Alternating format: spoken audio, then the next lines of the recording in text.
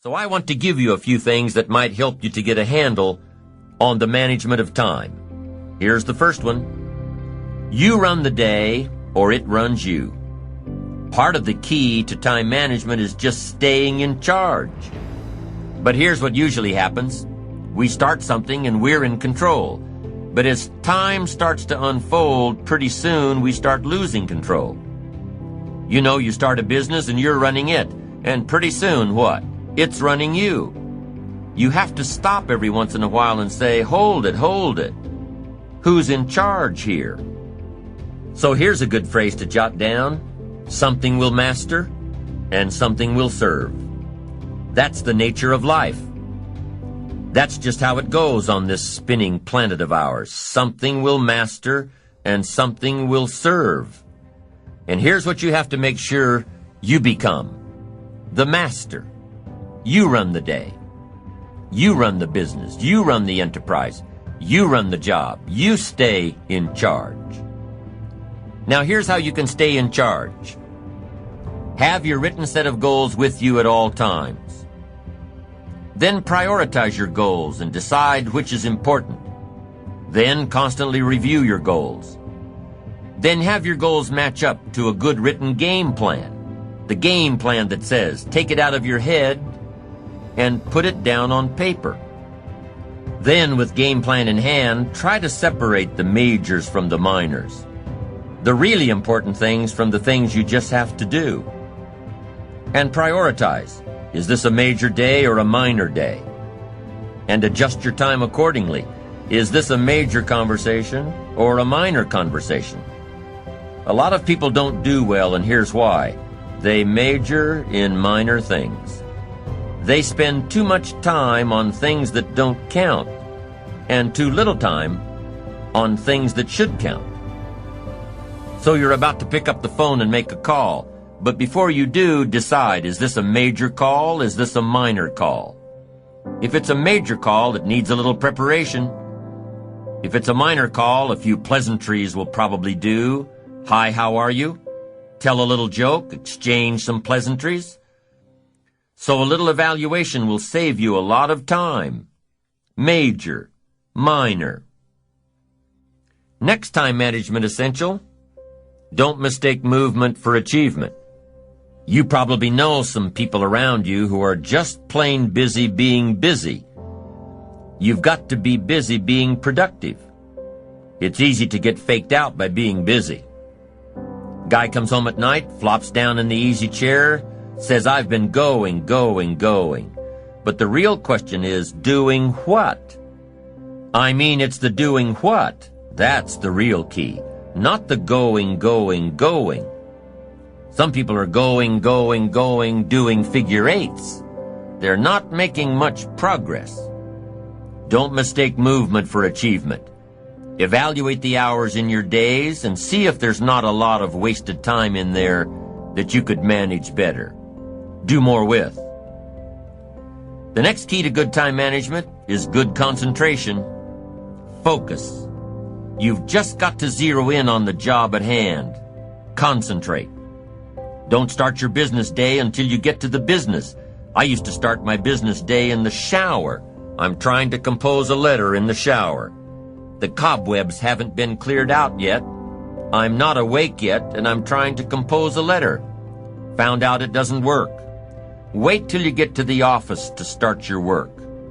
Wait until you get to work before you get to the work. Don't start your business day at the breakfast table. It's not good for the family. Here's another one. On the way to work, don't think about work. It's dangerous. There's a lot of cars out there on the highway. Can you imagine if everybody was driving to work thinking about work? It'd be a mess. Accidents everywhere. Here's what you've got to do. On the way to work, concentrate on the way. In the shower, concentrate on the shower. At the breakfast table, concentrate on the family. Wherever you are, be there. Don't be somewhere else. Give whatever you're doing the gift of attention. Give people the gift of attention. The gift of attention. Concentration. Next time management essential, Learn to say no. Boy, it's easy in a social society to just say yes, yes, yes too much. Over-obligate yourself. Then it takes all those phone calls and all that time to back out of it and redo it. Don't say yes too quickly. Better to say, I don't know if I can make it, but I'll give you a call. Better to say you don't know than to say yes, yes, yes too quickly, trying to be nice and then having to back out. One of my colleagues has a good saying, don't let your mouth overload your back. Committing too soon, too quick. Being too eager to please. Appreciate yourself, your time, appreciate your own limits. Know when your commitment to someone else will end up taking time away from yourself and from your family. Have self-appreciation for your special time alone and with those you love and those who love you. This is especially important for charity work, volunteer work as well. You can't immediately say yes to offers that sound prestigious. You can't immediately say yes to social functions, things that sound like a lot of fun. You've got to say maybe and take time to evaluate what's an important contribution to society and what'll just take time away from your ambitions and your family. Be eager to please yourself and your family. Don't be so eager to please everybody else. Appreciate your own limits. You don't have to fill up every second of the day. Take time to appreciate what you've accomplished. Take time to enjoy the fruits of your labor. Your success should be a pleasure. Appreciating what you've got and what you've done and who you've become is important. It's an important component in fueling your future achievements. Just knowing that you've accomplished in one day what you laid out in your game plan. Just knowing that you finished all you started out to do that day. That's encouraging. And it's these little daily advantages that you're gaining that continue to fuel your achievement. Let's say you're figuring out tomorrow's game plan tonight, and tomorrow looks pretty light. So all you write down for tomorrow is cleanup day. You know, clean up all the little notes on your desk. Write all the thank you notes you haven't gotten around to writing all week. Take care of a few phone calls that keep getting shuffled from one day to the next. Nothing major, just minor stuff. But nonetheless, little stuff that keeps nagging on you until you get it done. So you spend your day in a cleanup mode. You file the notes, write the thank you cards, make the phone calls. Not a major day, but at the end of the day, you feel you've accomplished so much. Why? Because you've taken care of so many little details.